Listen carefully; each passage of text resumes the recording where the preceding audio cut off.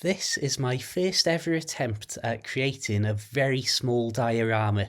And when I say small, just be prepared to be underwhelmed because, in honesty, this is actually ridiculous when I look back at it and probably a bit of a wasted project. So you can see I'm using some of my beloved Metcalfe buildings. You can actually choose what the shops are selling. You might have just seen there's a choice of things to go in the window there. Although to actually really see what's going on inside the shop would require you to have your head about 3 inches away from the model. But as the builder, I think it's just nice to know that it's an extra detail that is actually in there.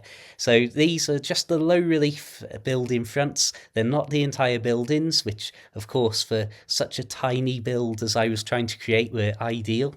And my idea was I was going to make a bit of a market scene, a bit of a oldie worldy Victorian era setup with just people going to market with cattle and goods. And it sort of worked, but you'll see where my problem came in just a second. So I had my cattle and all the rest of it, just simple figures and simple details to add in front of the timber framed buildings. But these, I absolutely love these as little individual models.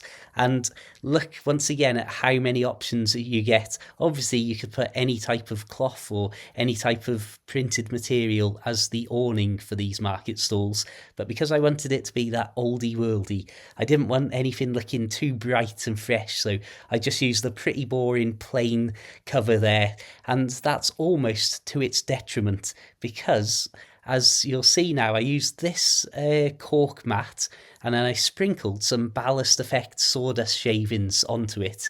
And they're just that little bit too light. I was hoping it would make it a bit of a cobblestone effect, like again, that oldie worldy street. But as you'll see now, when I put all the models on it, suddenly it just looks incredibly busy. It's like a lot of static, I suppose, like as if you're looking at an old fashioned TV screen that hasn't been tuned in. And so because of that, once everything was settled and dried, I was slightly disappointed with it. Now this is under very harsh bright light because I had my light magnifying glass desktop lamps, so those were providing an extreme amount of light here. But you can see it just somehow it seems still a little bit too clean. I think that's it. That's what I'm looking for. Because the cobblestone effect is actually really light rather than being really grimy and really dark and worn with years and years of dirt build-up. It just somehow doesn't quite have the final effect that I wanted. But it was a fun little project to do in an evening. As always, the Metcalfe buildings took me about 5 times as long as you'd expect to build something that small out of cardboard. But all in all, it was a good laugh to do. I definitely want to do more of them, but I always say that and then get distracted with something twice as difficult to do. So I suppose I'll just say thanks for watching. See ya!